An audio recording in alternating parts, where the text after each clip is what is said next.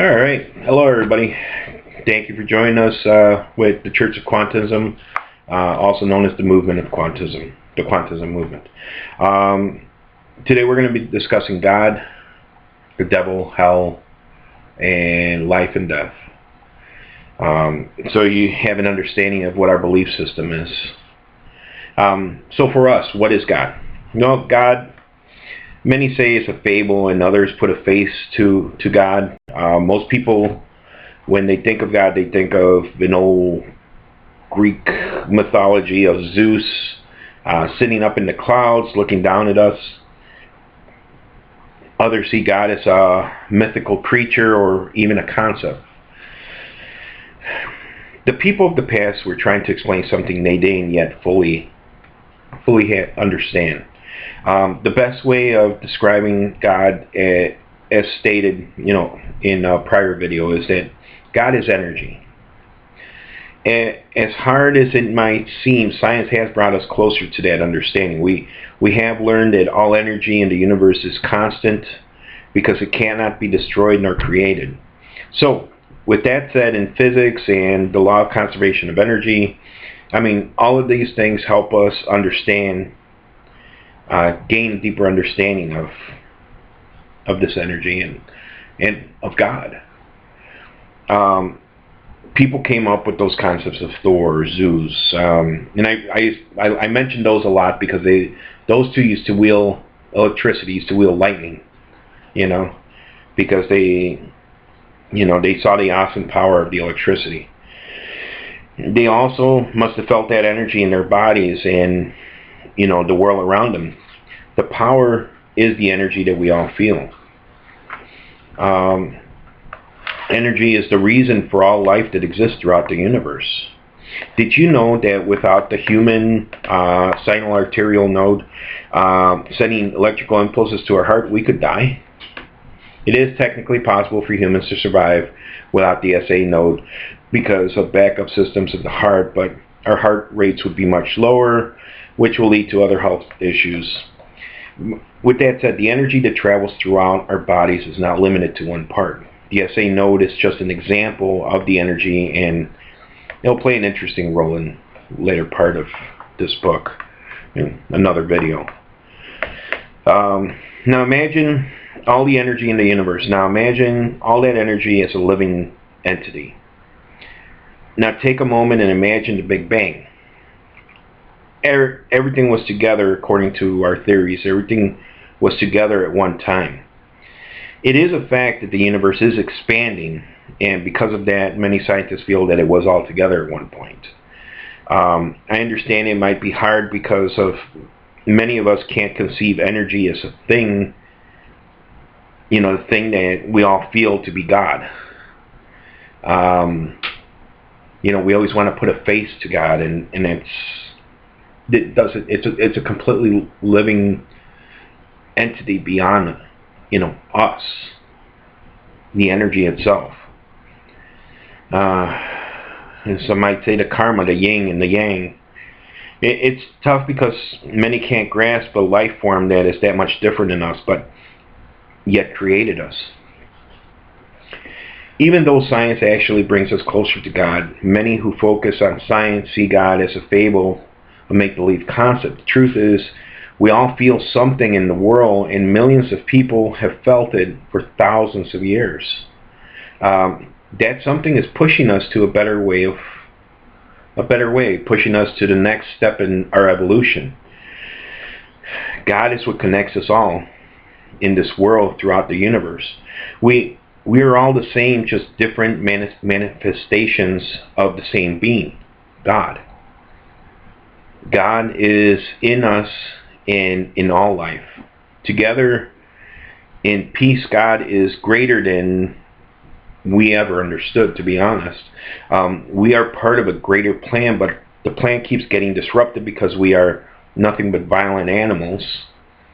Not so long ago, we just, we need to understand our animalistic nature, our instincts to be aggressive, our feelings of revenge, tribal loyalty, greed, prone to not trust, sexual conquest. I mean, if you're on the internet, I mean, people aren't really caring anymore. All they want to do is show off how many people they've slept with. It's horrible. We need to understand and move beyond these instincts. So now we have direction and understand, but the missing part is us. We need to make the effort to move forward. Every generation is supposed to improve in knowledge and ethical behavior. We can't give up or just accept things as they are.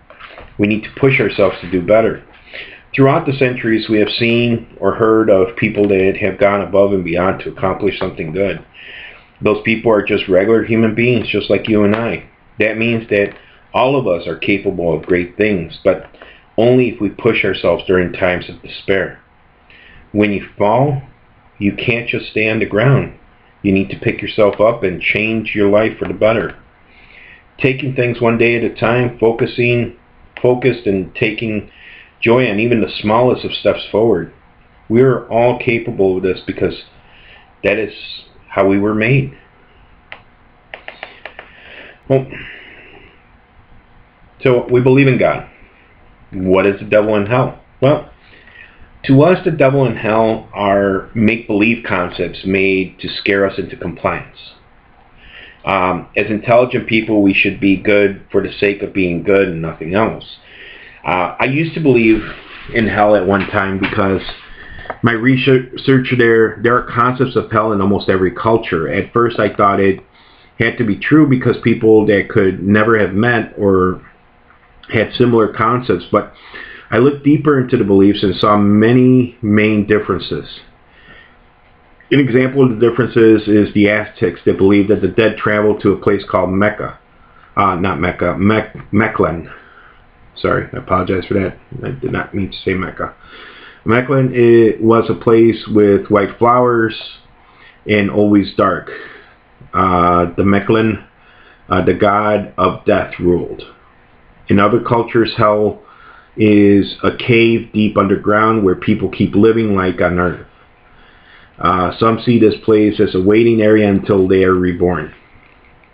What I learned is that we all have similar minds and come up with similar solutions. The main thing our ancestors saw was that some people did very bad things, and it seemed like they got away with it. It doesn't make sense, so we invented a way to make ourselves feel better by imagining a scary place where these people, paid for the things they did. Once a scary place was imagined, it was noticed that it kept people from doing bad things. The thought of eternal pain and suffering scared people into compliance. For an ancient culture, this makes sense, but we live in the now and we are more educated and logical. Our goal should be to move forward and grow as a people. We should be doing the right things for the sake of what's right, not doing things because of fear. How do we feel about life and death then? If there's no heaven and there's no hell, so where do we go when we die, and how does life begin? For that, we will visit the first law of thermodynamics. Energy can neither be created nor destroyed. This holds true about our existence as well. We will continue to live and have lived since the beginning of the universe. We, in all life, are eternal. Just because our bodies die, that does not mean that we are truly gone. Our bodies are merely vessels. Does that mean we can remember our past lives? The answer is no, from what I've been looking into. Even though there are people who claim they can tap into our past lives, it's really more like a laptop. I don't know it's like a laptop whose memory's been cleared and refurbished. The new owner can't really see what you are doing. It's maybe not the best example in the world, but it's just they can't. It's hard. How is it fair that we can't remember? Well, the main purpose is for us to pass on what we've learned and to help future generations live better lives than when we currently are living. we tend to be selfish about our lives, not realizing that even though today we are, let's say, for example, a neo-Nazi, next time you'll be the black guy or the Jewish woman suffering from what you created. What it really comes down to is that this time in your life you are poor, but next time you might be rich. You might be rich now, but next time you'll be poor. You could be a woman this time, but next time you'll be a man. Either way, we need to be focused on doing the right things and focused on the greater good. Now, here's a twist that a young lady told me. She believes in reincarnation and seeing past lives. Some self-proclaimed guru told her that she used to be a beautiful stallion in her past life. I did my research on the guru and found out that he didn't have any religious training. He didn't even understand the concepts of Hinduism or Buddhism. The fake guru was stealing money from her, and she stopped talking to me when I informed her about the con artist. So why do I bring this up? Even though the man was a con artist, it made me think about the energy. Prior to this event, I thought of human beings and never included the rest of life around us. Can we be human this time and maybe a dog next time? Or maybe next time we could be a cat or a horse or a cow or a pig or a chicken. I mean, the possibilities are amazing. In my research, it seems that it is possible to come back as another animal or come back as something else. The energy needs to be relevant to the size of the creature, from some of the things I've been reading. But when I die, it would be illogical for me to come back as a ladybug, for example. I mean, the energy that made me would create multiple ladybugs. The energy, takes for me to live, be a lot. For an elephant, it would take a few different people for that energy to make the size of the baby elephant. The living creature would need to be relevant to the size of the original. Remember, we do start off as babies and grow from there. So the energy has to be enough for that baby in order to grow and develop. Does it mean we don't value life that is not in our future? Well, no. That means we do value all life, even if it's not in our future. We need to realize that all energy is really what makes us. Well, I want to thank you for your time, and hope that explains our belief system as far as God, and heaven, hell, future generations. I want to tell you thank you so much, and God bless you.